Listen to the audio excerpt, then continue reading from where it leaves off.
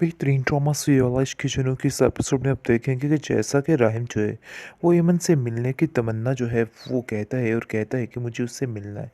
मैं उससे मिलना चाहता हूँ और उससे पूछना चाहता हूँ कि आखिर ऐसी क्या वजह बनी जिसकी वजह से वो उसने इतना बड़ा झूठ बोला है। ऐसे ही आप देखेंगे कि यमन की मुलाकात उससे होती है तो यमन को कहता है कि आखिर तुम्हें क्या मिला ये सब कुछ करने के बाद, तुम क्या मिल गया तुम्हें। जिस पर वो कहती है कि मैंने सिर्फ और सिर्फ सच का साथ दिया है, यानी कि उसको वाकई में कुछ याद नहीं है क्योंकि वो बिल्कुल पागलों वाली हरकतें करने लग जाती है किसी वक्त और किसी वक्त सब कुछ भूल जाती है।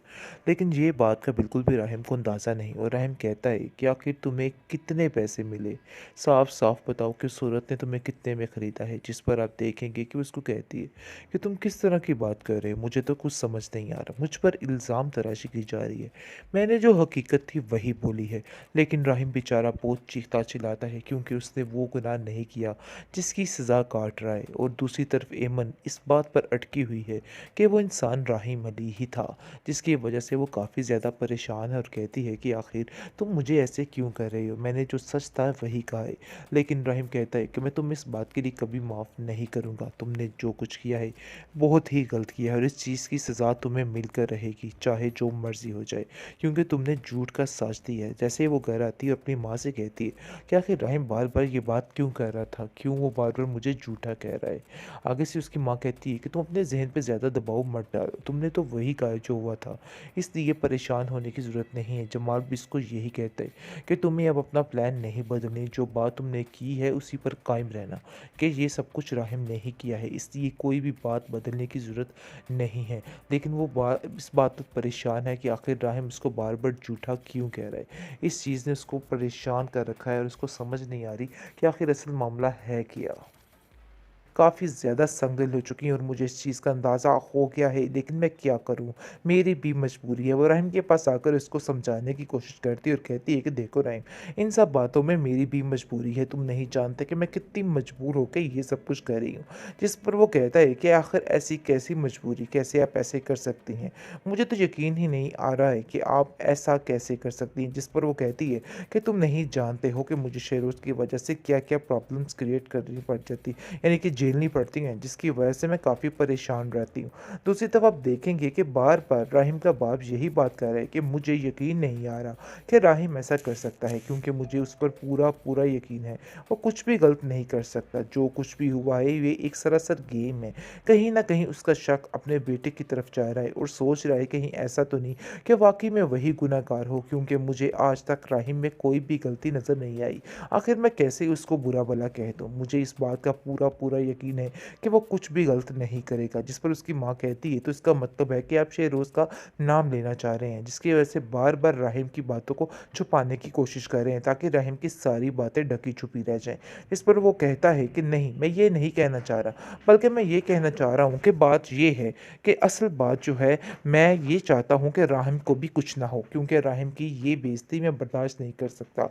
सारे ज़माने में रुसवा हो रहा है मेरा बेटा, तुम इन बातों को नहीं समझ रही हो। काश तुम इन बातों को समझ जाती तो तुम्हें भी समझ आती, लेकिन तुम सिर्फ़ और सिर्फ़ अपने बेटे के बारे में सोच रही हो, इसके अलावा तुम्हारा और कोई भी मकसद नहीं है। और मैं ऐसा कभी भी नहीं करना चाहता, अपने बेटे को मैं सरासर कोई तकलीफ़ नहीं देना चाहता। इसलिए मैंने सोच लिया है कि मैं उसका साथ दूँगा और उसको इस ज़माने भर की गंदी नज़रों से बचा कर रखूँगा, क्योंकि मैं उसको ऐसे अकेला नहीं छोड़ सकता। आज तक उसने मेरा हर मामलात में साथ दिया है और आज मैं कैसे अपने बेटे को अकेला छोड़ दूँ? ऐसे तो कभी भी नहीं हो सकता है। मैं उसका साथ ज़रूर दूँगा और ज़रूर दूँगा। बेहतरीन ट्रॉमा सीरियल ऐश के जनों के इस एपिसोड में आप देखेंगे कि अब जाके राहिम को इस चीज़ का अंदाज़ा हो गया है कि उसका मुँह बोले मामू जान भी उसके खिलाफ हो चुके हैं।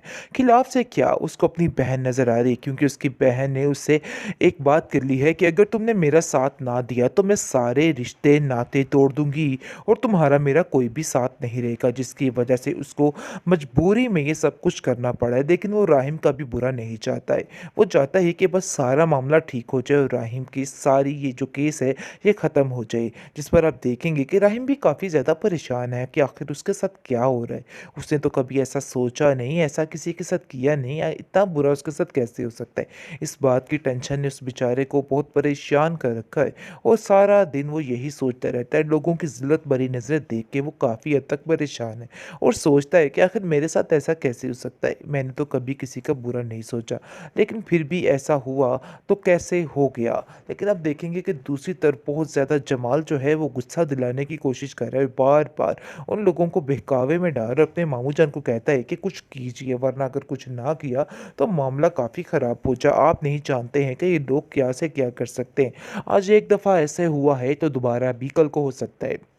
लेकिन इस बात की हामी जो है ईमन की माँ नहीं बढ़ती और वो कहती है कि मुझे कुछ भी नहीं करना है। इसलिए बेहतर यही है कि इस केस को यहाँ पर ही ख़त्म किया जाए और इस बात को बिल्कुल ख़त्म कर दिया जाए।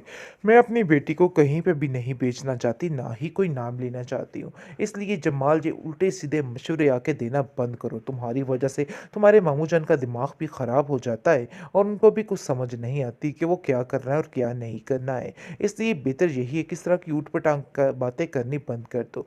लेकिन दूसरी तरफ आप देखेंगे कि राहिम की माँ जो है वो कहती है कि आखिर मैं ऐसा कैसे कर सकती हूँ। मैं इस लड़के की वजह से यानी कि शहरोज़ की वजह से काफ़ी ज़्यादा संगदिल हो चुकी हूँ और मुझे इस चीज़ का अंदाज़ा हो गया है, लेकिन मैं क्या करूँ?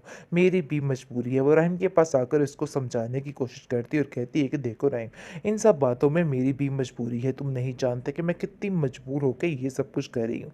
जिस पर वो कहता है कि आखिर ऐसी कैसी मजबूरी, कैसे आप ऐसे कर सकती हैं?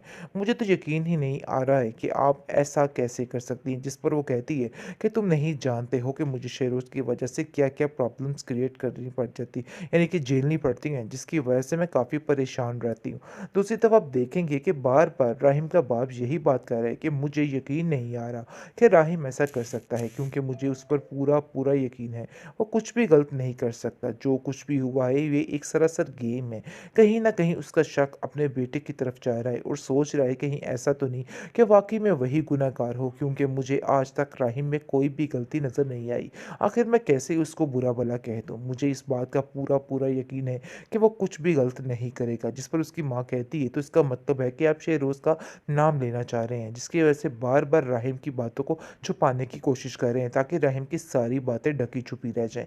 इस पर वो कहता है कि नहीं, मैं ये नहीं कहना चाह रहा, बल्कि मैं ये कहना चाह रहा हूँ कि बात ये है कि असल बात जो है, मैं ये चाहता हूँ कि राहिम को भी कुछ ना हो, क्योंकि राहिम की ये बेइज़्ज़ती मैं बर्दाश्त नहीं कर सकता। सारे ज़माने में रुसवा हो रहा है मेरा बेटा, तुम इन बातों को नहीं समझ रही हो। काश तुम इन बातों को समझ जाती तो तुम्हें भी समझ आती, लेकिन तुम सिर्फ़ और सिर्फ़ अपने बेटे के बारे में सोच रही हो, इसके अलावा तुम्हारा और कोई भी मकसद नहीं है। और मैं ऐसा कभी भी नहीं करना चाहता। अपने बेटे को मैं सरासर कोई तकलीफ़ नहीं देना चाहता। इसलिए मैंने सोच लिया है कि मैं उसका साथ दूँगा और उसको इस ज़माने भर की गंदी नज़रों से बचा कर रखूँगा, क्योंकि मैं उसको ऐसे अकेला नहीं छोड़ सकता। आज तक उसने मेरा हर मामलात में साथ दिया है और आज मैं कैसे अपने बेटे को अकेला छोड़ दूँ? ऐसे तो कभी भी नहीं हो सकता है। मैं उसका साथ ज़रूर दूँगा और ज़रूर दूँगा।